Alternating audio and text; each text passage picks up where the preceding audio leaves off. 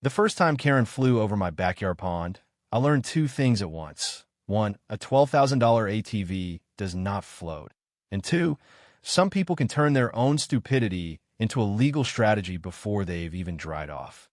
1 second, she was tearing across my trail like a woman auditioning for a low-budget action movie, blonde hair flying, mouth open in pure adrenaline.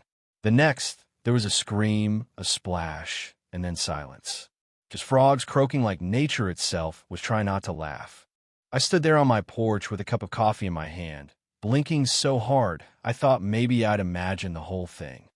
Then her head shot up through the lily pads, hair slicked down with algae, face twisted in outrage, and she yelled, "You're gonna pay for this," like I had personally reached out and shoved her off a cliff. That was the exact moment I knew this wasn't over. In fact, I knew with complete certainty I'd be seeing a courtroom before the month was done. Karen had moved into our little rural neighborhood about 6 months earlier, and ever since then the place had sounded less like peaceful country property and more like a dirt track warm-up zone. Her house backed up to mine, separated by some trees and a narrow footpath I'd maintained for years. That trail was simple, quiet mine. I used it to walk my dog, haul feed, and get down to the koi pond I'd built by hand over the course of a few summers. It was the kind of place you go when you want the world to leave you alone for 10 minutes. Karen took one look at it and decided it was her personal ATV course. Every time I asked her to stay off it, she acted like I was inconveniencing her by having boundaries. She'd laugh, roll her eyes, rev the engine louder. Once, after I put up a wooden private property sign, she ripped it down, snapped it over her knee, and left the pieces on my porch like some kind of trashy little threat. The HOA naturally did nothing. Her cousin Mitch had just been voted vice president, and apparently that made her untouchable in her own mind.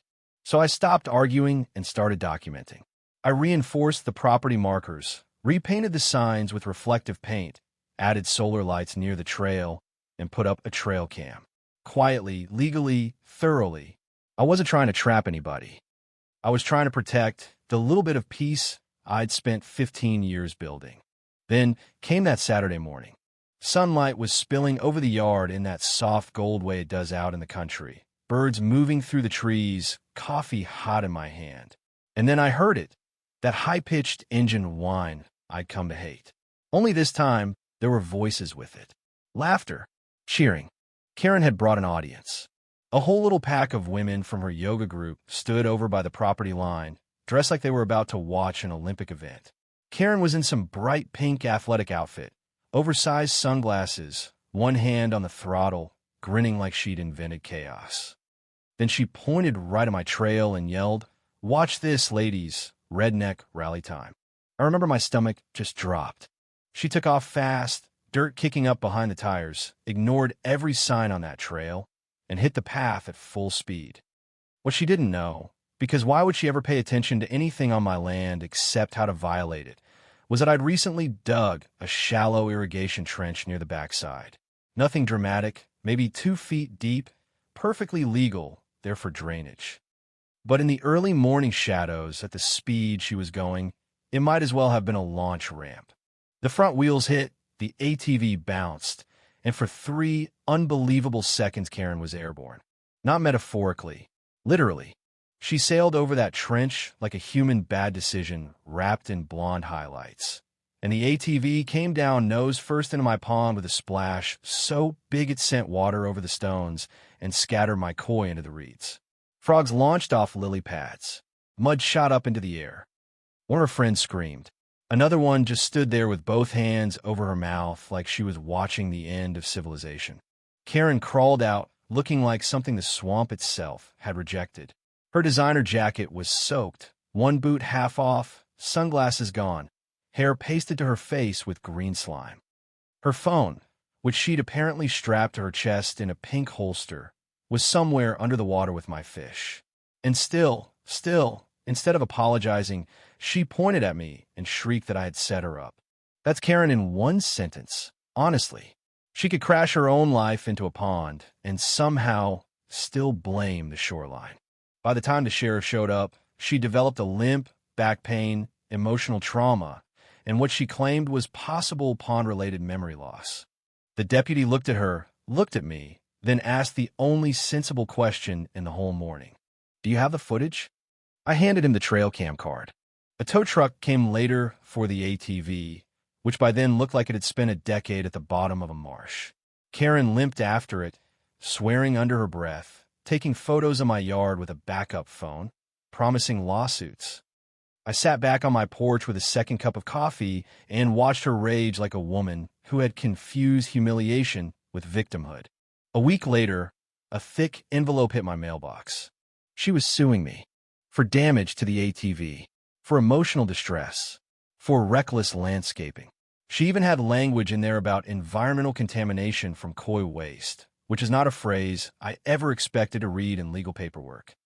Her lawyer was her ex-husband, Darren, a greasy little man with the energy of someone who'd hand out business cards at a funeral. His complaint read like a melodramatic fever dream. Hostile topography, malicious terrain engineering, psychologically aggressive water features. It would have been hilarious if it weren't aimed at me. So I called Nina. Nina had been HOA president years before, back when rules still meant something. She was sharp, patient, and deadly in the way only calm people can be. She also remembered Karen from an old neighborhood noise dispute that ended with Karen getting herself quoted in a local paper for screaming during a board meeting. When I told Nina what had happened, there was this long pause on the line. Then she said, real quiet, "Oh, I'm taking this case." Karen, meanwhile, had turned herself into an internet martyr. She posted selfies in a sling, then a neck brace, then crutches, even though the injury kept changing depending on the post. She called it the incident. She used hashtags like Justice for Karen and Pond Trauma. But the internet smelled nonsense faster than bloodhounds. Somebody edited her crash with frog noises and banjo music. Somebody else dubbed her Pond Karen. That one went viral. And just when I thought it couldn't get any dumber, Mitch and the HOA sent me citations. Suddenly my pond, the same pond that had been there for over a decade, the same pond neighbors admired, the same pond firefighters had once used as backup water access, was now an unauthorized topographic hazard. They wanted fines. They wanted it filled in. They wanted me punished because Karen had tried to turn my yard into a stunt course and lost. That's when the whole thing shifted. Nina pulled the county records. Turns out my pond wasn't just legal. It had been documented years ago under old agricultural and emergency water management permissions. Removing it could have caused more legal problems than keeping it. She smiled when she found that out, this slow, wolfish smile, and said, "Well, now they're in trouble." Then came the twist none of us saw coming. My neighbor Carla had a wildlife camera in her yard. She used it to live stream birds, deer, squirrels, whatever wandered through. That camera just happened to catch the entire ATV jump from the side in crystal clear 4K. Not grainy, not partial, perfect. Karen revving the engine. Karen yelling, "Watch this." Her friends egging her on. Karen laughing, "Airborne, baby," right before launching herself straight into the pond. And the crown jewel, just before the crash, plain as day, she shouted, "If I wreck, I'm totally suing." Mitch says they can't stop me. When Nina watched that video, she leaned back in her chair and said, "That's not evidence. That's a funeral." Court day felt smaller than I expected, almost intimate, which somehow made Karen's theatrics even more ridiculous. She came in wearing a white neck brace, dark glasses indoors, carrying a giant folder like she was entering a movie premiere instead of civil court. Darren stumbled in behind her looking like regret in loafers. Nina sat next to me in a navy blazer, completely calm, like she'd already seen the ending. The judge was not a woman built for nonsense. Darren opened with some rambling speech about malicious land design and deceptive hazards. The judge's mouth twitched once, just once, and I knew he'd already lost her. Then Nina stood up and laid everything out clean, simple, devastating. The permits, the signs, the trespassing, the HOA timing, the cousin connection. Then she played the footage. The room went dim. Karen's ATV roared across the screen. Her voice rang out, "Watch this." Then, "Airborne, baby," Then splash. When the video ended, there were 5 full seconds of silence in that courtroom. Not polite silence. Heavy silence. The kind that lands when the truth walks in and sits down. Carla testified next, dry as old wood, explaining her birdcam setup and casually mentioning the one time Karen borrowed her kayak and returned it full of grass clippings because she was making a natural spa. Even the bailiff laughed. Karen took the stand last, which turned out to be a mistake because Karen cannot tell a lie without decorating it. She claimed my lawn gnome had intimidated her. She said the koi were staring at her aggressively. She said the warning signs were confusing, maybe even in a foreign language. Nina let her talk just long enough, then pulled out a photo of Karen standing next to one of the signs the day before the crash, flipping it off with the camera. That was the sound of the floor dropping out from under her. Then Nina read aloud Karen's text message bragging about making the jump and saying if she crashed, she'd sue because Mitch said nobody could touch her. You could feel the room turn. The judge dismissed the lawsuit with prejudice. Done. Dead. Gone for good. Then she referred the case for possible perjury and frivolous litigation. And in the part nobody expected, she turned on the HOA, called their citation suspicious and procedurally flawed, and issued an injunction against their enforcement actions pending review. Mitch went pale. Karen stormed out as fast as a fake limp would allow. Darren stared at the floor like maybe if he believed hard enough, it would open and swallow him too. The funny thing is, the splash wasn't the real victory. The court wasn't even the real victory. The real victory was what came after. Neighbors speaking up, the HOA losing its grip, the whole community finally admitting what everybody had been tolerating for too long. That's the bitter little lesson buried inside all this. Entitlement doesn't grow by itself. It grows when people keep stepping around it, excusing it, letting it get louder because dealing with it feels inconvenient. And truth, I learned, is a strange kind of revenge. It doesn't shout. It doesn't chase. It just waits. And when the moment comes, it speaks for itself. I ended up renovating the pond after that. Added a small fountain. Reworked the edge stones.